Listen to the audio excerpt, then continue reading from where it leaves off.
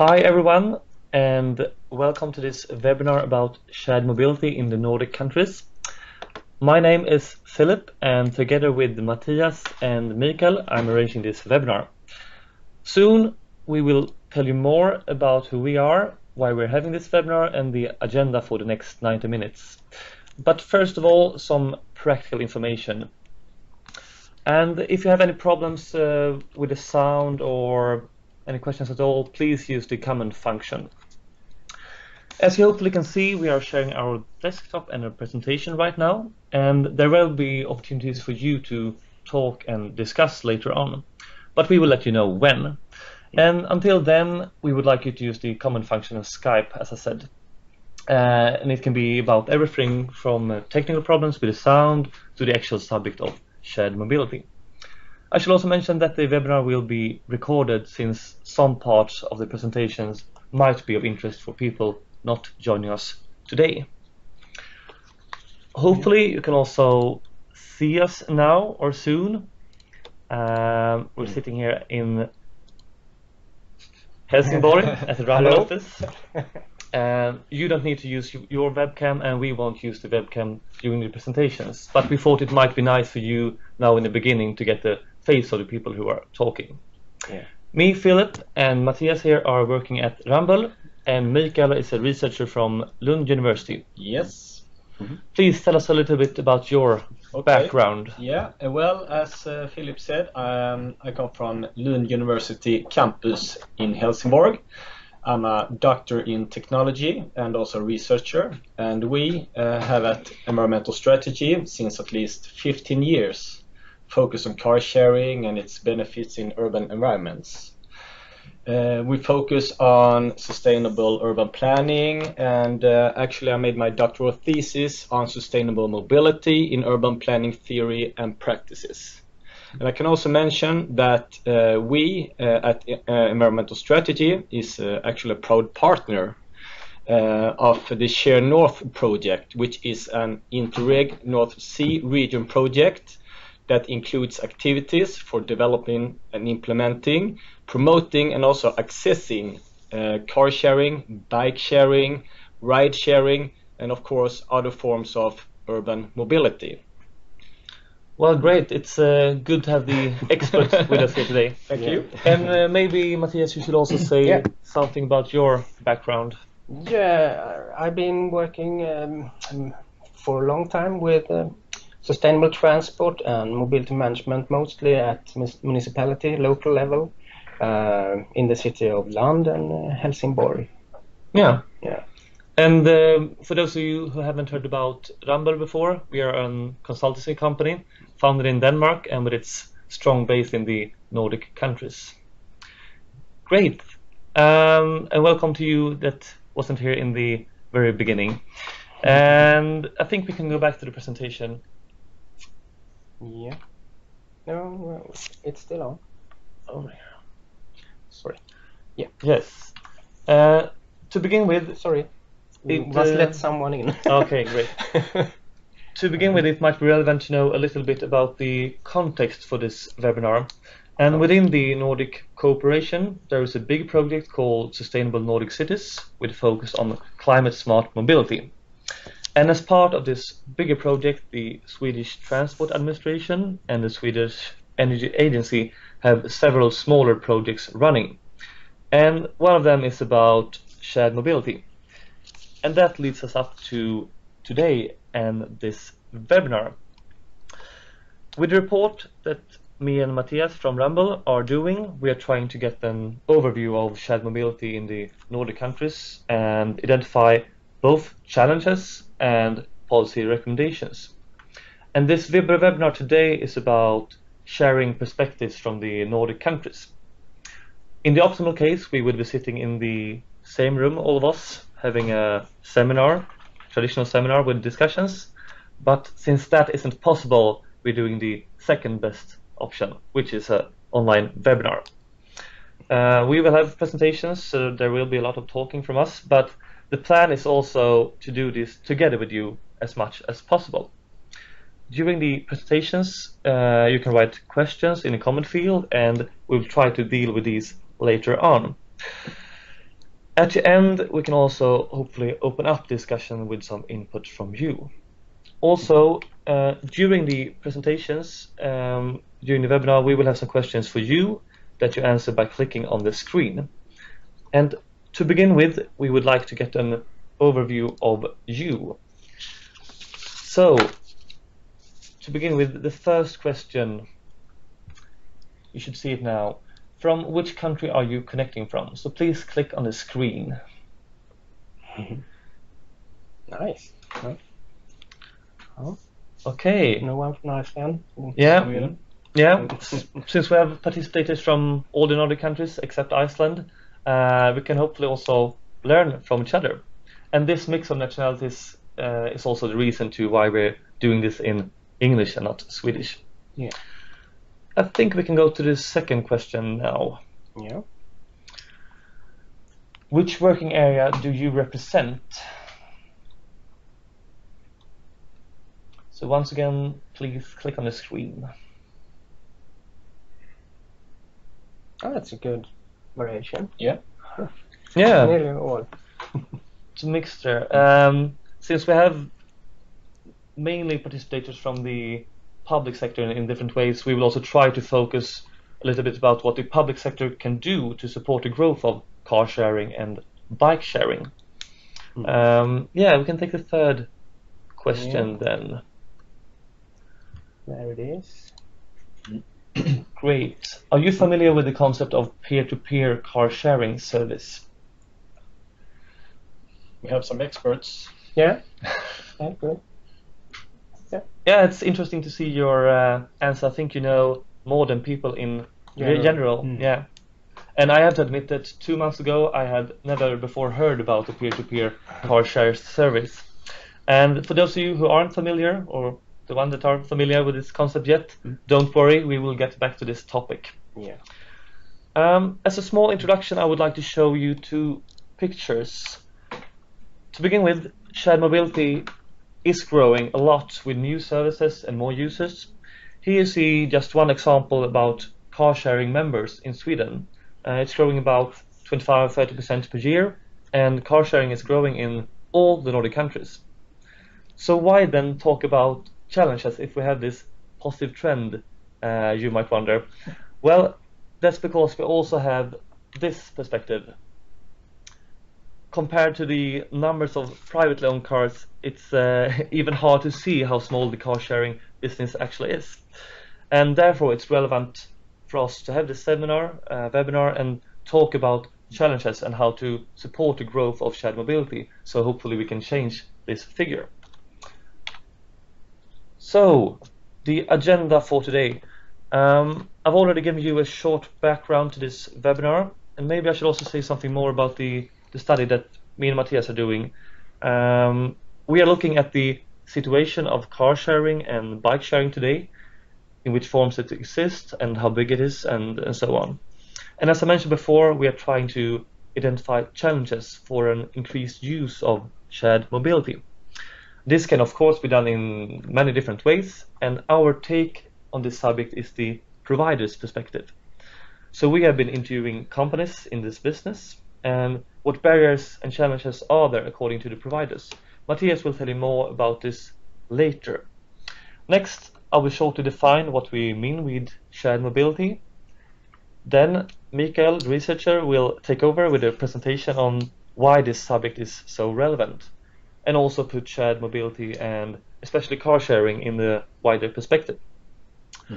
After that, Matthias will present some of the challenges that we have identified and discuss possible solutions. And I should mention that we will talk to some extent about bike sharing today, but we will focus on car sharing.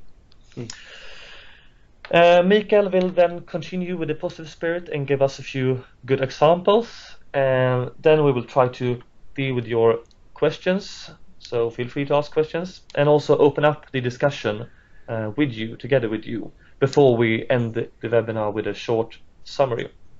So all in all, today there will be a mix of research and practical examples, a mix of both challenges and possible solutions. And even though all of you have different backgrounds and different levels of knowledge about this topic, we hope that everyone can find something inspiring here today. So, the definitions. It might sound like the boring part, but since you will hear the word shared mobility 100 times or more, it might be good to know what we're talking about and what we're not talking about. Basically, shared mobility is the concept of co-using vehicles where the user doesn't own the vehicle him or herself. However, we are not talking about public transportation, taxi, Uber, ride-sharing, which are also, I guess, some kind of shared mobility. And we're not talking about the traditional station-based car and bike rental that you can find at airport, for examples. Instead, we are talking about systems of car sharing and bike sharing which are available for the public through memberships and apps. And here digital systems are used for finding and picking up the vehicle in the city, as you know. And compared to traditional car or bike rental, you don't have to go to an office for pickup and delivery. Also, the renting time is often shorter in this case. For example, you can rent a car by the hour or minute instead of a whole week. When we talk about bike sharing today, we have the station-based bike programs that you can find in many Nordic cities. But as you can see on the same picture in the right corner, we also have the free floating systems nowadays with e-scooters like Voi and Lime, which we will get back to. And when we're talking about bike sharing, we have many different companies and platforms. For example, Sunfleet, Bilkollektivet, Zipcar, Blockscar, Share Now, Let's Go, Go Now, Go More, and so on. I think they're quite similar, the names. I think that you get a general idea of what we are talking about here today. And in the same time, this is a diverse field where a lot of things are happening right now. New services and new companies are popping up as we're speaking. And that is, of course, exciting, but it also means that the definition gets a bit blurry. And for the actors like you in the public sector, it's not always easy to follow the development and know what kind of services to support and how. For example, how to deal with the development with e-scooters and the Airbnb version of car sharing called peer-to-peer. So, if you have any questions and comments already, please feel free to use the comment function and we will try to get your questions later. I think Michael can take over from here. Yes. You want to use this one? Oh, yeah. Well, so one of the perhaps the biggest and most interesting question is what makes a place or a city great or obviously attractive?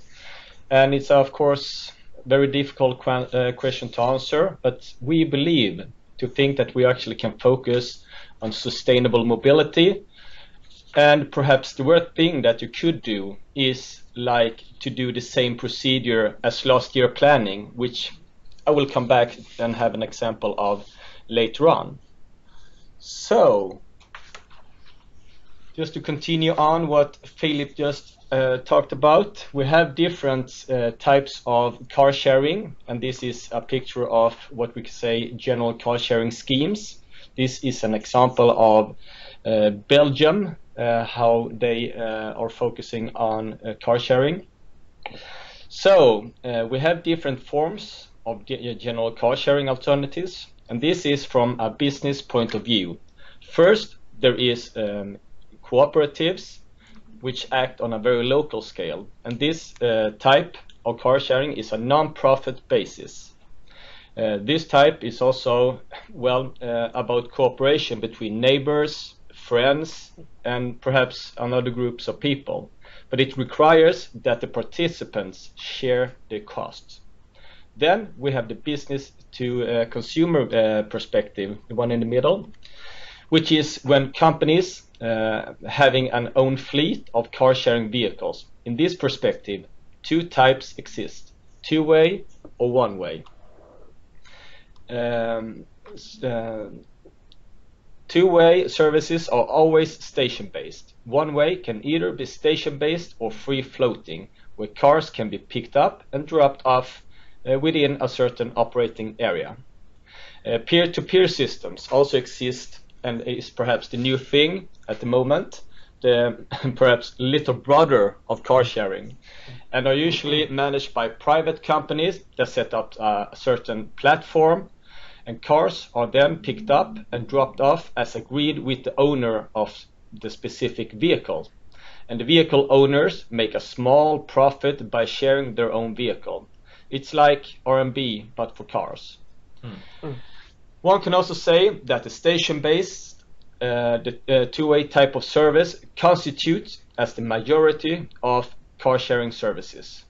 And this is perhaps because of this is the oldest car-sharing type. And this is perhaps the easiest one to implement in practice, especially as cars are allocated to a specific station. But thanks to new technologies, free-floating systems becomes more and more manageable and are growing quickly. But they today only exist, well, more or less in cities, since a high population density is required. However, these new technologies can help car sharing to become a more sustainable alternative for the private car. Yeah. So we can say that in most cities there is, and have been for a long time, an obvious conflict of urban public space. The issue itself is perhaps not a new challenge, but the issue of the conflict between different services and functions in a city is becoming more and more stressing for municipalities. And why is this important and obviously interesting? Well, for us, it's just because a lot of Swedish municipalities is growing like never before, and we can see a clear impact on land use when building these new neighborhoods, these new housing development areas. And unfortunately, still with the municipal planning theory saying same procedure as we said as last year, this is slowly becoming a problem. So we can say that there is a challenge between urbanization, which is a demand for planning and building for a compact city, with a conflict of space as a result. The conflict we think is interesting is the one between perhaps green urban space and space for transportation.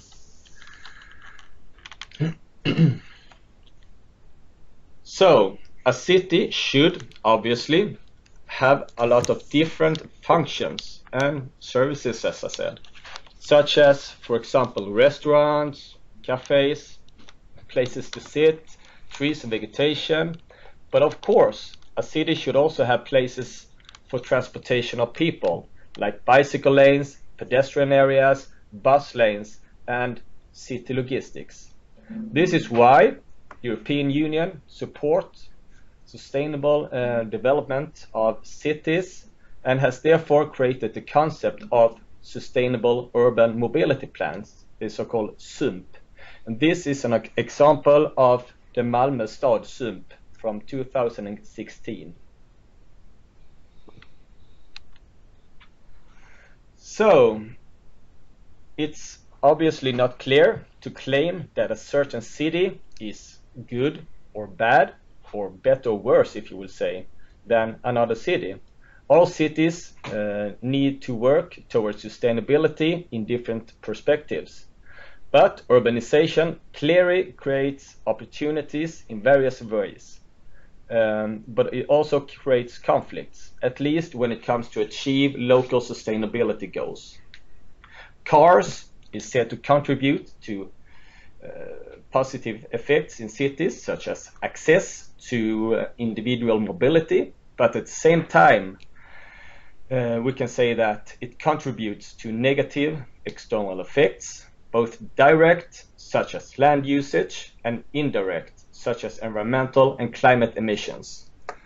So, for example, we have congestion in a city, which have demands for increased infrastructure, which perhaps is leading to new roads and that case can lead to a change of modal split, which means that we have more cars on the street and less public transportation because of the actual increase of cars. Then we have the number of car increase and we have more congestion. So we have what we can say this black hole theory, and we must break this, and this is what we try to say perhaps and inspire to with this webinar, that we must have other transport modes that will change and support other objectives than just having your own cars. Yes. Mm-hmm. So we can just have some sort of funny example, a silly illustration, it would say. That if you would plan a house in the same planning structure as we plan cities in Europe, we can see that a lot of space is prioritized to and for just our car.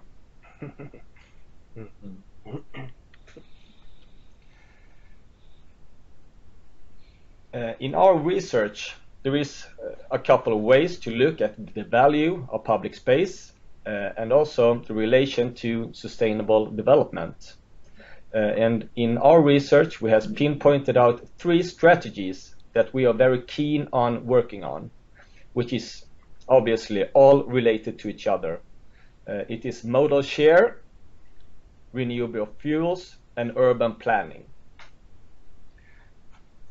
A modal share is, per definition, what we would say a paradigm shift from car ownership to sharing mobility and sharing urban space for transportation. We think that a change of the modal share is essential in developing sustainable transportation systems within a city or a region. Renewable fuels is obviously essential to reduce air, water, and soil pollution. And finally, we can say that urban planning is considered obviously as an important factor in building the city of tomorrow. We can say that what we build today will at least stand for 100 more coming years. So the trend today is very clear. Cities are obviously aiming to become more and more compact, more dense, but it also said that the more compact city is becoming, the more sustainable they will become. So what we can say is that we have a lot of different theories saying like this, and it's, for example, new urbanism, transit-oriented development, and of course smart growth. So Toothbrush. a toothbrush, yeah. Okay. In the future, we perhaps may own much less and share much more. One could ask if there is a future in being a one-car or even zero-car family, and instead of share mobility, just use cars only when we need one. So we can say that there are things that we should share because it costs a lot of money, and it's not the actual machine, in this case a power drill, that we need. It's actually the hole in the wall, that we want. And speaking about the library, things that we are used to share and that we already are sharing, books for example. Then we have the Christmas tree fruit, which can be very difficult to share, especially during Christmas when everybody needs the actual product at the same time. Then this can be a problem also for sharing mobility perhaps. When everybody needs a car at the same time, we have a challenge. Then we have toothbrush, guys. And there are obviously some things that we most definitely do not want to share. So, speaking of owning cars, we do not need to own a cow just to have a glass of milk. And that will perhaps be the same with the car.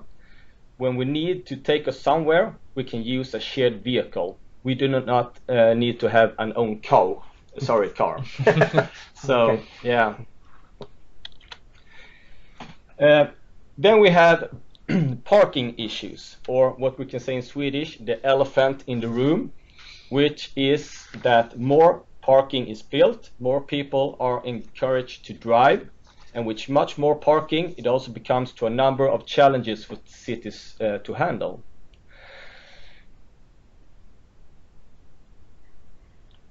So we can say that in some cities, perhaps most cities, still the number of parking places still increases when cities are growing.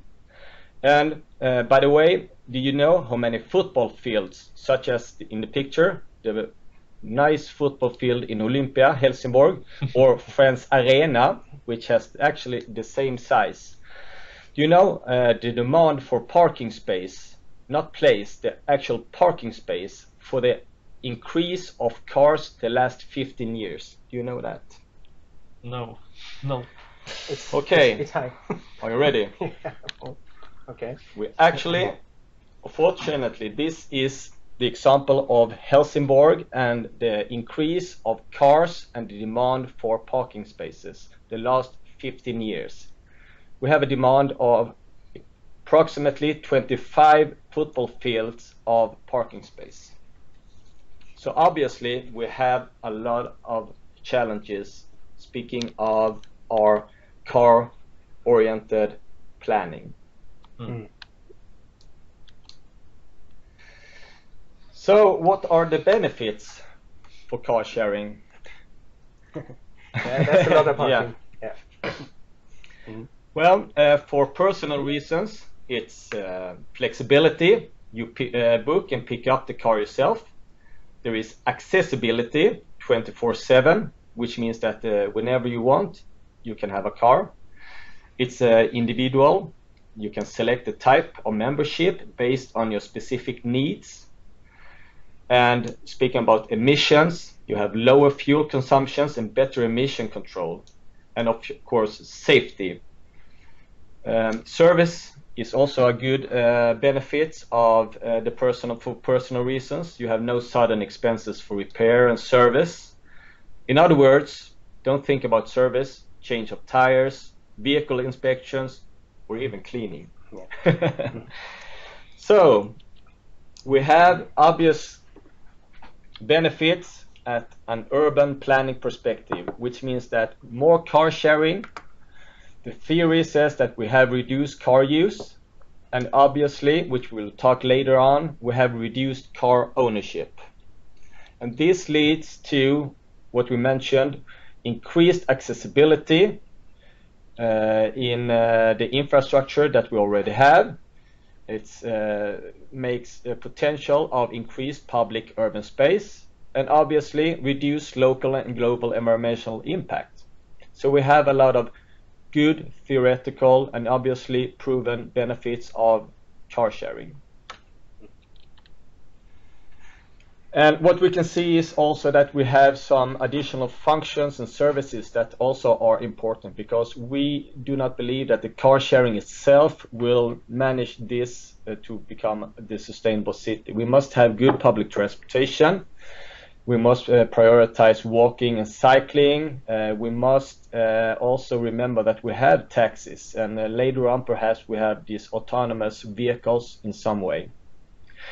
And then we do not have to forget the home delivery systems, which makes some of our usual trips more or less meaningless. So to summarize, this first part is that shared mobility contributes to achieving key objects for a sustainable city. Shared mobility is also a service to increase use of existing hard infrastructure in a better and more efficient way.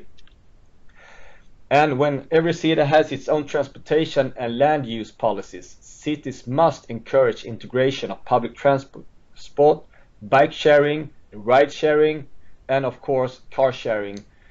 This also includes in new housing development areas, together with, for example, electric vehicle infrastructure. Okay, thank you, Michael. As you're talking about, the main problems of privately owned cars are found in the urban context. And if I got it right, it's also in the urban context that the shared mobility has its greatest potential. Yeah, I guess it is. Yeah. It is.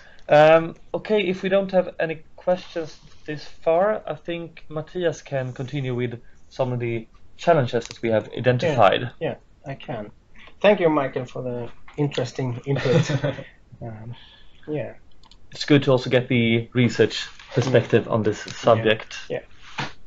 Yeah, and as Philip said in the beginning, we have taken the provider perspective here. We have conducted an interview study, and we have contacted all the bigger providers, bigger Nordic providers, about their opinion on what are the challenges. And we got response from all the countries except from Iceland. And there were quite a few challenges, I can say. And many issues are similar between the countries, but some differ. But before I go on with the challenges, I just want to show you that car sharing is existing in all countries. And if you don't count the many small cooperatives like we have in Sweden and in Denmark, we have fairly the same number of car sharing, except Iceland. Yeah, but Iceland is a special case in this context, I guess. But it exists in every Nordic country. Yeah.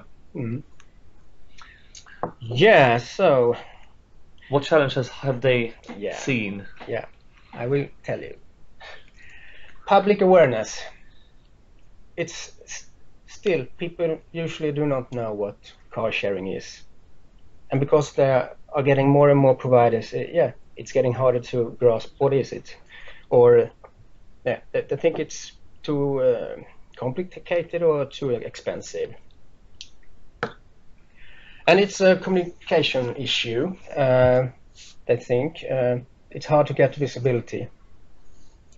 And here bigger municipalities really can help, I think, and they are doing. I worked a lot with this, and it can sometimes be tricky because you need to promote all the provider equally and not only one, which makes it even you end up promoting a concept, and that makes it even more fussy than it is.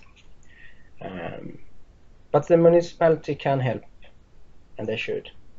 And the best way to help is actually to use the car sharing for their daily transports. And when I worked in the city of Helsingborg, we used car sharing for 2 years, and I think it's really contributed to the growth of car sharing in Helsingborg. Yeah. Yes. And then there are mental barriers still, psychosocial factors. The power of habit is strong. People are used to high flexibility, like the car has. Expectations. If you got a job, you should have a car. And it's still, it's a symbol of status. You are what you are driving. These are old challenges that sounds kind of trivial, but they are still here and making barriers. I think this was an interesting quote. People in Denmark tend to be more willing to share than, for example, people from Sweden and Norway. I know that it makes you wonder why is that so? Maybe it's because Denmark is a smaller, denser country. I don't know. And this quote is from a provider who has business in all the 3 countries, so he knows what he's talking about. So I guess that the 2 first challenges, the public awareness and the mental barriers, they are closely interlinked to each other. Yeah. And if people haven't tried it, they don't see it as an alternative to them, and the private car is seen as still something that you should have. Yeah. Great. Our habit is strong. Okay. And of course, many of them have problem finding good parking locations, good parking as well. And the help they get varies between cities a lot. And it has mostly to do with the lack of a legal definition. Yeah. And yeah, in the city, the private parking operator usually are too expensive for business, they say. Therefore, they prefer to use municipality-owned ground parking.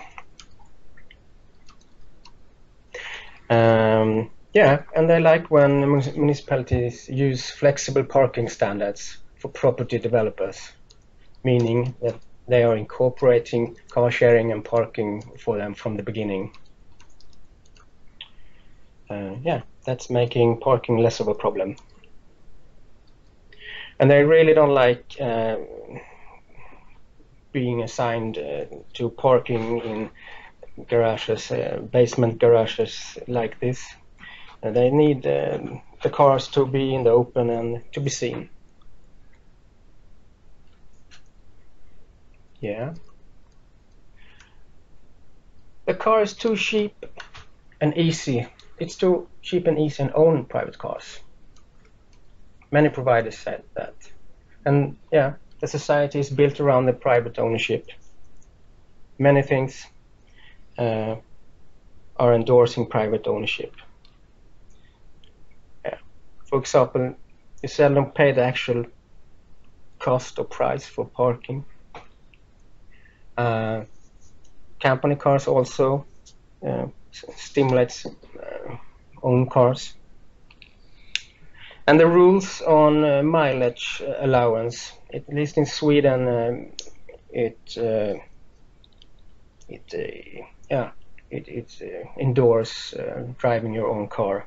But here I heard that in Denmark and in Norway you have a better system where you get you are compensated regardless on the mode of travel. It has to do with distance only. So that was a good example. Yeah, and this perspective is very interesting, I think, because if you ask the random man on the street, he probably wouldn't say that driving and owning a private car is too inexpensive. But when we're talking about shared mobility, this actually is a main challenge and something that all the providers we've interviewed have been talking about. Exactly. Interesting. Yeah, and nearly every provider pointed this out. So we thought it, since so many providers pointed it out, we thought it might be interesting to look into it a bit. How is it in comparison between the countries? How expensive is it? And if we look at just purchasing a new car and compared to European average, you can see that it's more expensive, quite a lot, to buy a car in Denmark, and it's the least expensive in Sweden. But there is more to it than just buy a car, of course. So if you want to do a more fair comparison, you have to look at the monthly cost. So we do that. And this is the monthly cost for a petrol car. And in that case, you see that Norway is taking over the lead to be the most expensive. Which is a good thing here, I guess. Yeah. And all the Nordic countries, we are in the top league here. So, and here they are taking into account all the monthly costs, road taxes, insurance, interest, and repairs. And you can see that it's more costly to buy a car in Denmark, of course, but there are more taxes and road taxes and VAT in Norway. Yeah. And this is the monthly cost for electric cars, owning an electric car. And here you really can see that they are promoting electric cars in Norway. And yes. And another interesting comparison, I think, is if you look at the car per person. You can see that in Sweden and Norway and in Finland, there are half a car per person. Yeah, and it's less in Denmark and Iceland. Yeah, it's quite car dense country.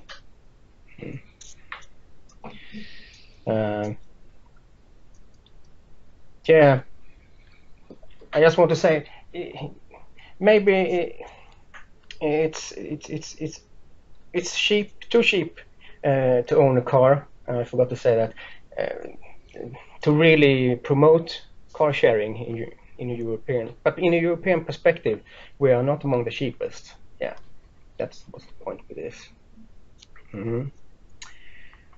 Yes, and the last interesting thing I want to show you, because we're running out of space on this slide anyway, is that the household with no cars in Denmark, 40% of the households are car free. I think that's quite a high figure, and yeah, we have you can compare to Finland and Sweden, and 40% is quite high. And yeah, you can think about what they are more prone to share in Denmark. And yeah. Okay, that was about the cost. One challenge is they say that the rules are unclear and unfair. And nearly all pointed out that if the government want to promote car sharing, they should have the lower level of VAT, moms, we say. But they have the high level of moms around, depends on what country, but between 24 and 25%. All the other transport, passenger transport, like systems like taxi or public transport, they only got, also depending on what country, 6 to 10, much lower VAT, lower level of tax. Yeah. And another unfair tax thing is that when customers using leased cars or taxis, they can deduct all the VAT, all the moms, but for shared cars, however, customers can only deduct half of the VAT. And yeah, that I think is unfair. You want to promote car sharing. But it has to do with that there is no legal definition. That's why they are treated like a car rental company. Yeah, and they say that the law on the possessor is unclear. Meaning that the fees follow the car and not the user. And here I have a quote that said, "We are swamped in parking tickets." Yeah.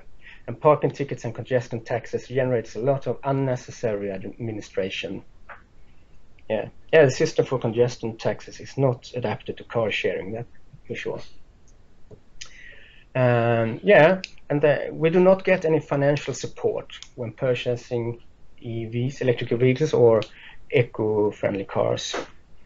But that differs between the countries. In Sweden, they do get this support, but in Finland and Norway, they don't.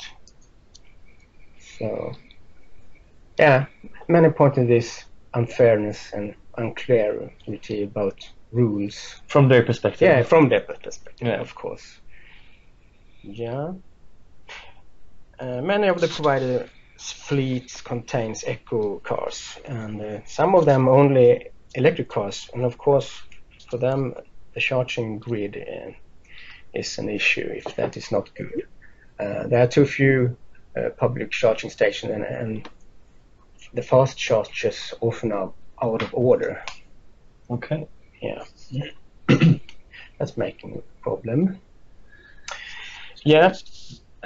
Many of the providers, I understand that they are kind of dependent on good public transport. And some even say that it's no point putting out cars in areas where there is no public transport. So how come, or why? Yeah, because if if you are trying to live without a car, you have to have an alternative, good alternative. Okay, yeah. Yeah, they also need good infrastructure for bike and pedestrians as well. Mixed and dense areas.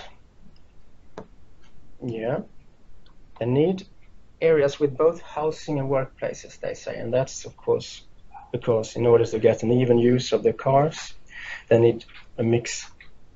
Yeah. Then you have the usage. Yeah. During the day and also evenings and the weekends. Yeah. So, yeah, and many of that pointed out that there is a high competition, and they have the small margins. There are many actors, and that's why maybe we lately have seen 2 big companies leaving Sweden. Drive Now owned by BMW and Car2Go owned by Daimler.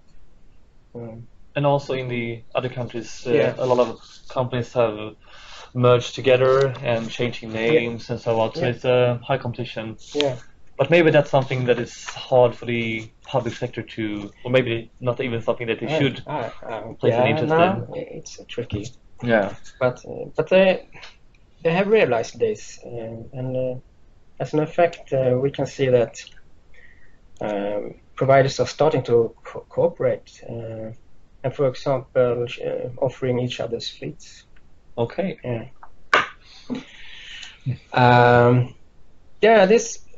This problem seems to be specific for Finland. And they says there's no easy digital way of checking driver license. User must sign up personally, at least first time. Yeah, membership requires physical attendance first time. I don't know. No one from Sweden or Norway pointed this problem out, so hear about that later on maybe. Yeah, that was the main question. There were more, but we're trying to cluster them together and present them in a more easy way. So now I would like to hear from you.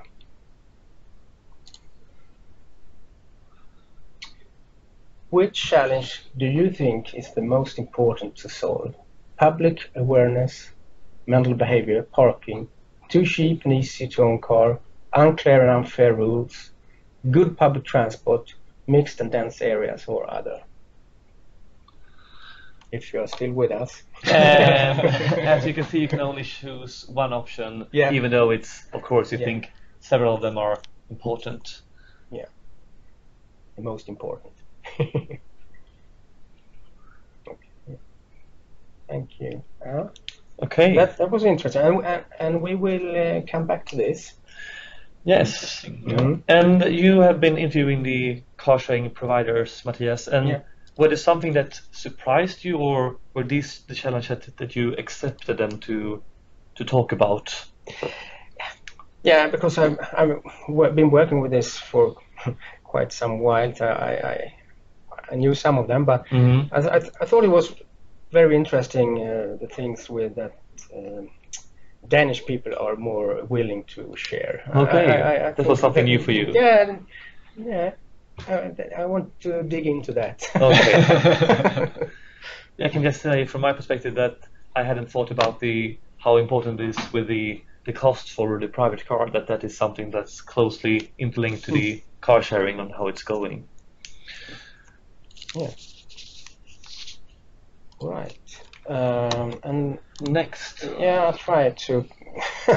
Oh, okay. I just prepared one slide to say something about the peer-to-peer, or you can say person-to-person, to know what it is. Because they are a different kind of car sharing, they have different challenges, but they also have the same. So, like awareness, social factors, and let's say cars are too cheap to own, and but they have many registered members, but far less users.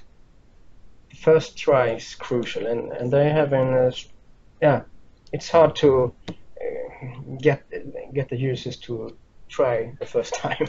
Yeah, yeah. The biggest provider in the Nordic perspective, they have 800,000 members just in Nordic countries, which is a huge amount. But then the persons that are actually using the service is much lower. Yeah. So that's one challenge. Yeah, and many of the providers there have been, or at least some say, there have been a struggle to get the insurance they need, because insurance companies lack the experience of this type of service. Yeah, and they also say that unclear and complex tax rules is a problem. For example, how much can the private car owner earn before VAT kicks in? That differs between the countries. In Sweden, for example, you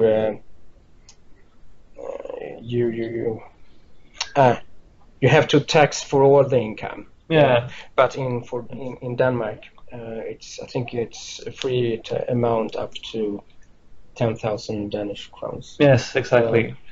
It's kind of unclear, I think, and the users are afraid of what will happen here. Yeah, so in this case, many of the challenges are challenges for the user, but they become the provider's challenges in the long term. With the unclear tax rules, for example. And of course, they have no problem with parking because it's private persons' cars, so they are all already parked. Yes. So that was a quick sum up of the peer-to-peer car sharing challenges. Yeah, we will get back to the challenges for the car sharing, but I think we should change focus for a while and talk a bit about bike sharing. All right. But before we talk about challenges, as the headline says here, I think we need to start with something else and ask, why is it even relevant to talk about bike sharing at all? I mean, it does look good in the sunset, and it looks like people are having a good time while riding the bikes, and there are many social perspectives. But does bike sharing actually contribute to sustainable urban mobility? That's the question. Well, the short answer is yes, but of course it's much more complex than that, and it also depends on what perspectives of sustainable mobility we are talking about, and maybe also what kind of bike sharing we are talking about. In all the Nordic countries, you can find both the station-based bike programs and also the free-floating systems. And they are used by commuters and visitors as well as by the local citizens. So it's obviously meeting a demand for mobility. But is bike sharing then solving any problems? Lately there has been a big debate about the e-scooters, with a lot of negative publicity. So what's your opinion on this perspective, very simplified? If you have to choose about these two options regarding the electric scooters that you can see nowadays in many cities. Where is it? There it is. Sorry. You should see the question by now. Of course, it's very simplified, but it might be interesting to get your perspective as well. Nice. Okay, it seems like you are very positive, but it's interesting to see your answer because, of course, it's both.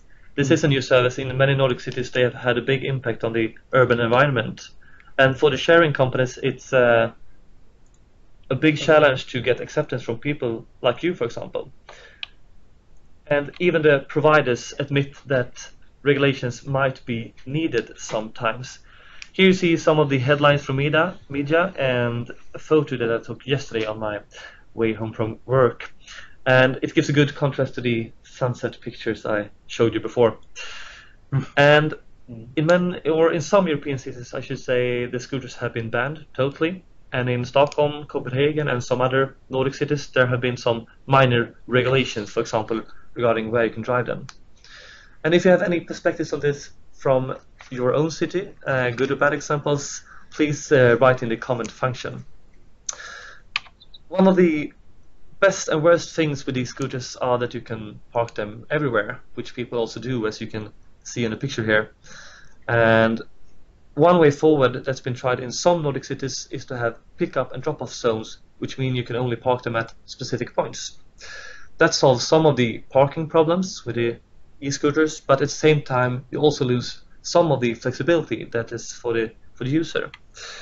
To sum up, there is no easy answer on how cities should deal with these e-scooters, but you need to think about the potential, not only the problem. So that's good to see that you are positive about this. That leads us back to the main question again. Michael talked before about replacing the privately owned car with car sharing, but when it comes to bike sharing, it's a different thing because there's no wish to replace privately owned bikes. So it's a different case, and the question is then, does bike sharing replace car trips? Well, there's little research about specifically the e-scooters, but there are research about the station-based bike programs, and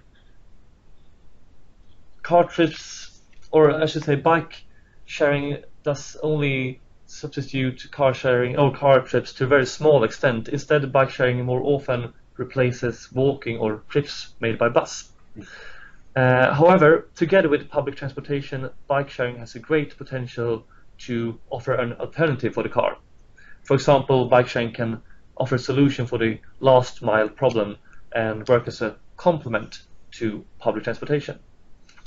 So going back to challenges, an important challenge is therefore how to create coordination between public transportation on one hand and bike sharing on the other hand. And then I'm talking about both the physical aspects that you can see here, but also the digital aspects with memberships, tickets, and so on. And another challenge that is closely interlinked with this challenge is how diverse the field of bike sharing is today. As a user, you face hundreds of apps and many opportunities which are rarely coordinated with each other or with the public transport.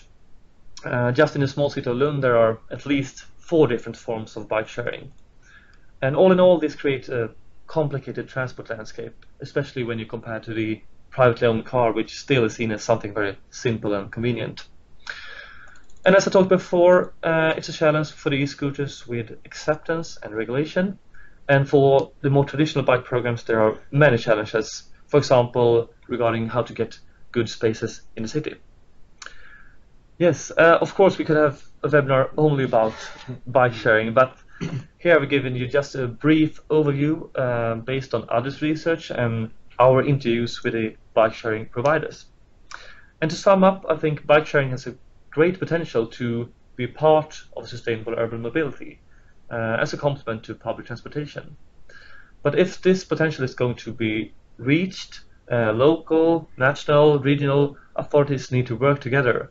And also they need to work together with the public sector, with the private sector as much as possible to be able to offer a combined solution for urban mobility.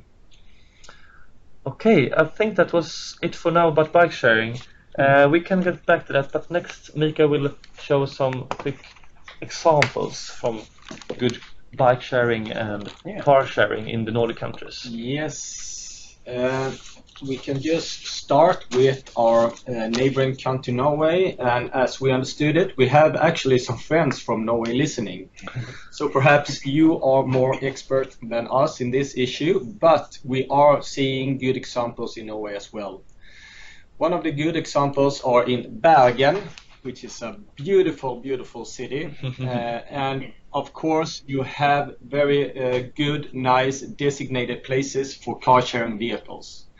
The picture on the left is when one of the electric car sharing vehicle station is being built in a pretty dense area, pretty central as well.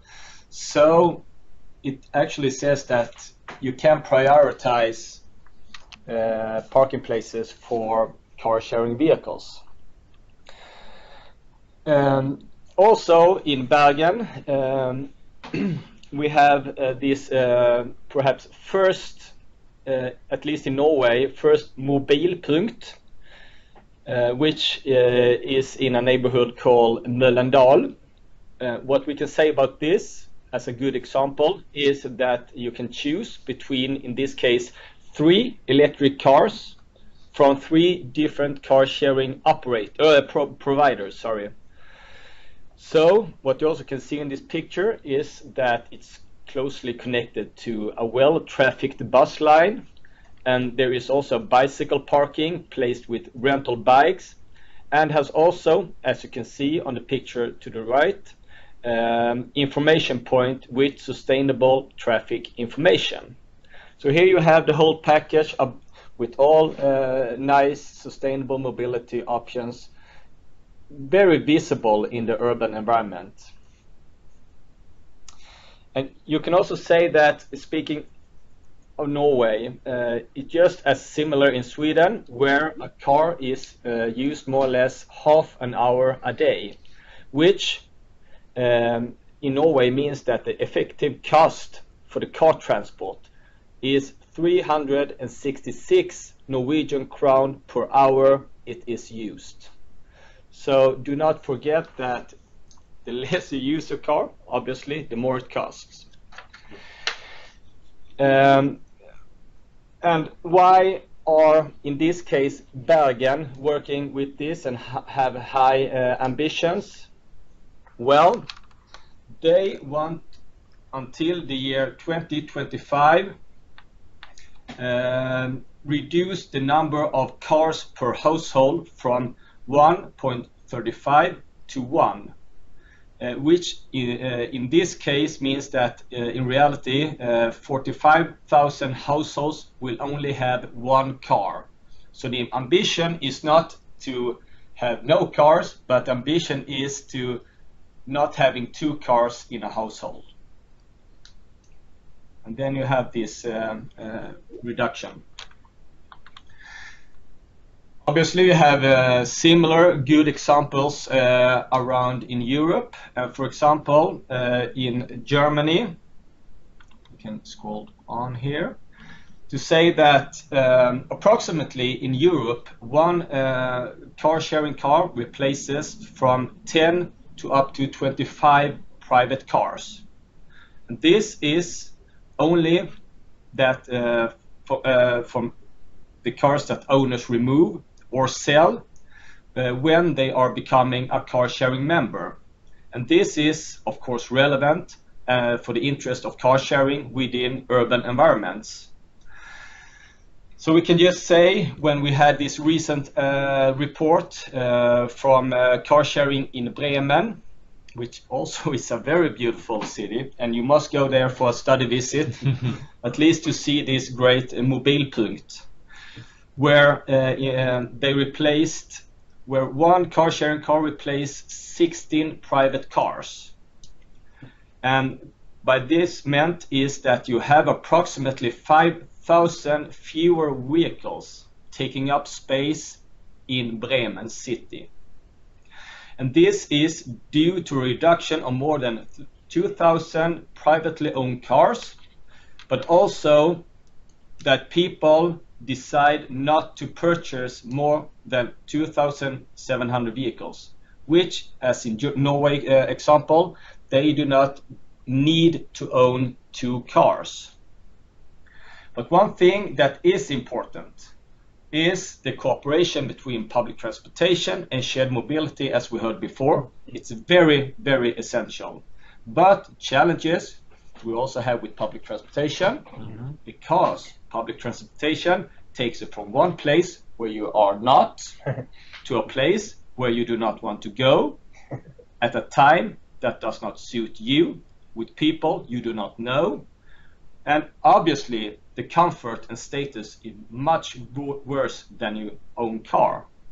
But to be a bit more serious, we have good examples of joint cooperation. There is, for example, Mobib card in Belgium, which makes it easier to offering package deals for both public transportation and car sharing users. And this is also a high indicator for attracting new car sharing members. that you have this joint cooperation. And obviously, it also have a good understanding between car sharing and public transportation operator, which is very essential. Continue on, we have some good examples in Denmark, and as you perhaps know, you have this good digital platform which called Reiseplanen, which collects a lot of different sustainable mobility options collected all together. So we do not need 100,000 apps, as Matthias mentioned before. You have all of the sustainable mobility options collected in one platform. And in Sweden, well, we can say in general it's coming more and more usual that municipalities or even authorities, such as Arbetsförmedlingen, hooks up with car sharing providers just to use car sharing cars on working hours, and the rest of the time the cars are open up for residents, just like us. This creates a demand for car sharing cars that perhaps not would have been if it weren't for the municipal interest. And just to say some words and have some very nice pictures from bike sharing as well. We can just say that bike sharing, the benefits of bike sharing is, well, more or less, as we heard before, like car sharing. We like flexible mobility. We also perhaps would prioritize emission reductions. This is an example of from Helsinki at the picture on the right, and the upper left is from Nice in France, and the bottom left is from Ghent in Belgium. So you can see you have different opportunities to have nice possibilities to move around with the bicycles. And we can see the infrastructure as well is more and more encouraging for bike sharing improvements. We can just mention in this picture the top right one is at Kortrijk in Belgium, where you have bike sharing in the actual train station, which makes it more convenient, more easy to just grab a bike when you're going somewhere from the train or to the train. Yeah, that might be one good solution for the challenge I talked about before, the coordination between public transportation and bike sharing. Exactly. And here are also some other interesting pictures. Yeah, we can say that, yeah, nothing more than that. Okay.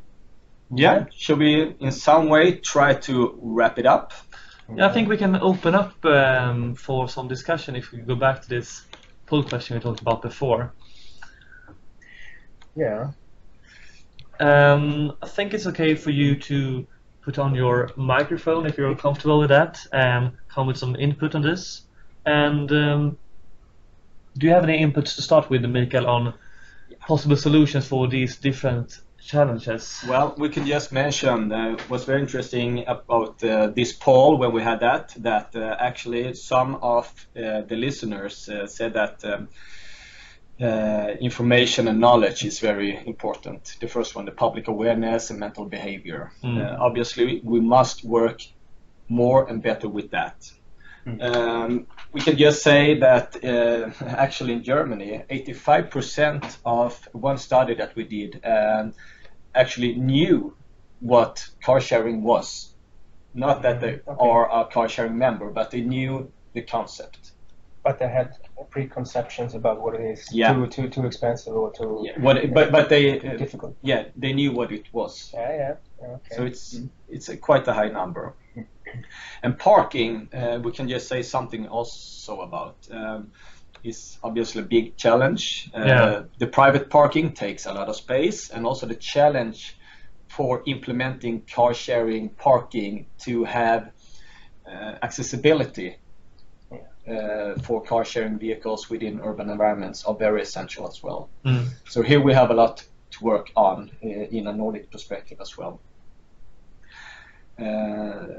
Matthias said something about unfair and unclear rules, and that's pretty obvious. Today we do not really have a legal national definition of what car sharing is, which means in that the Swedish context, that's right. Yeah.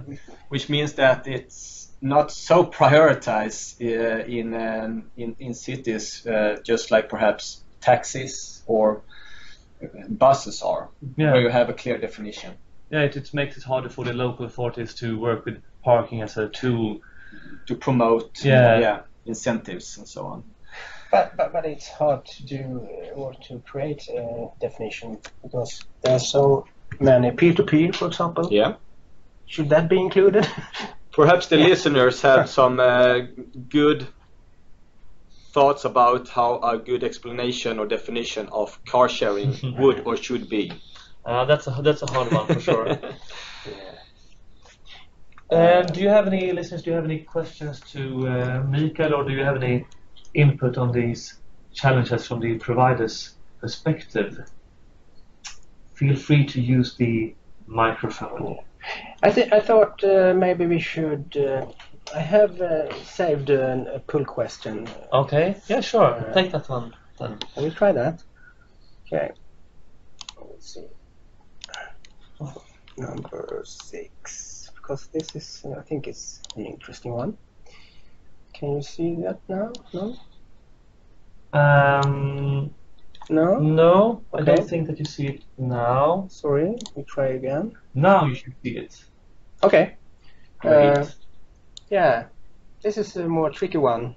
What do you think about this? Which mode of sharing cars do you think has the greatest potential to reduce private ownership?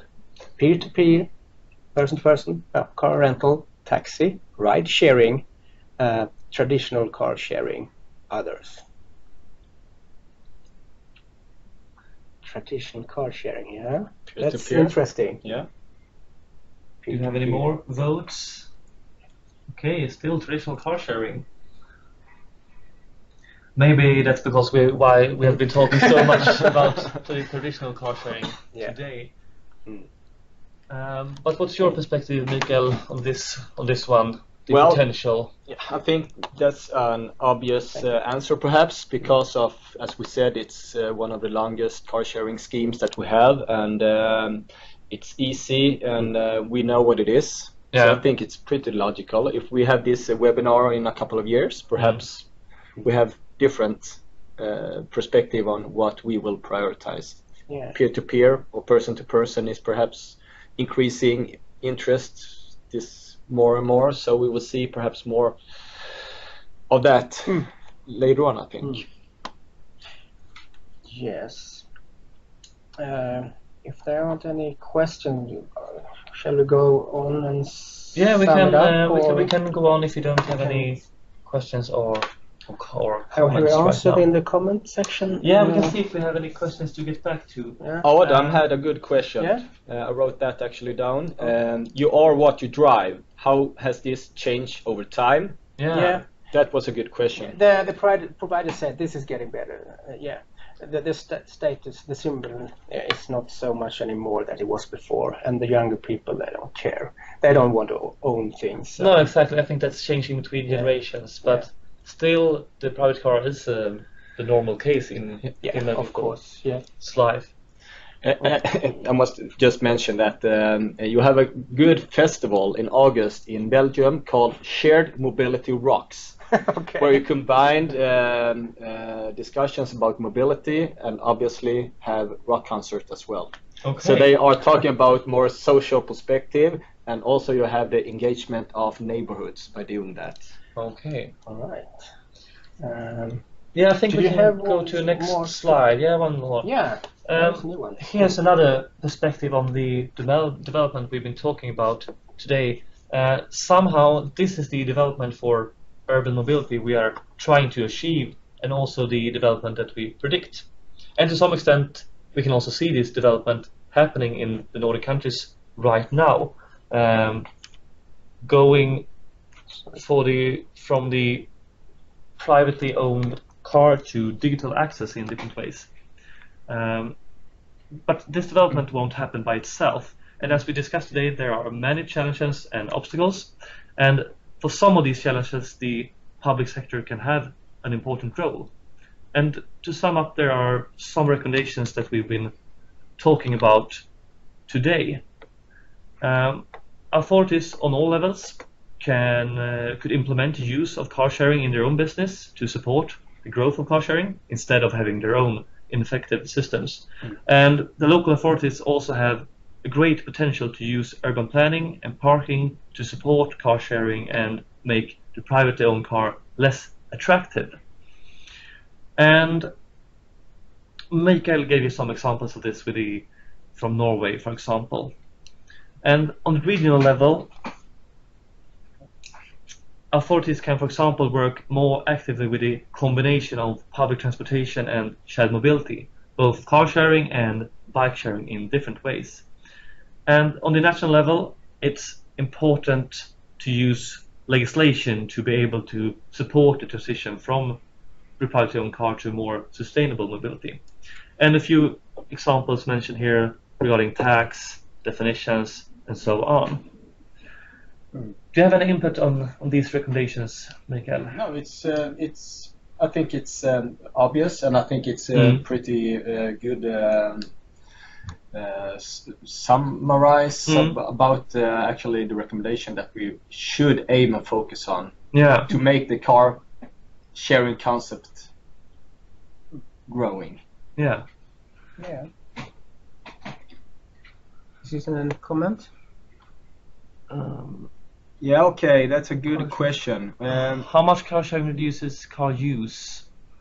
Do you know about there any estimations, numbers, or good studies about that? We do know that different kinds of implementations of mobile solutions are like reducing the car use, but not the car ownership. Yeah, exactly. But the other way around, I'm not sure about. No. Maybe someone in the audience knows more about this. But it's easier to reduce car use than the ownership. That's for sure. Yeah. And in Sweden, that we always say one car sharing cars can substitute 5. Yeah. In general. Yeah. But in other countries in Europe, you had higher numbers. Yeah, you have because they have more car sharing cars. Yeah, probably. And other city structures as well, as we mentioned, as someone mentioned at the conversation. You have Amsterdam, for example, where you replace 22 privately owned cars with one car sharing. So you have these dense urban areas where you have a lot of potential. Yeah, and it varies not only among the countries in the Nordic context, but also within the countries. For example, Finland, where this have some areas that are not that densely populated, and also in Sweden. Correct. Of course. Yeah. Okay, do we have any more perspectives?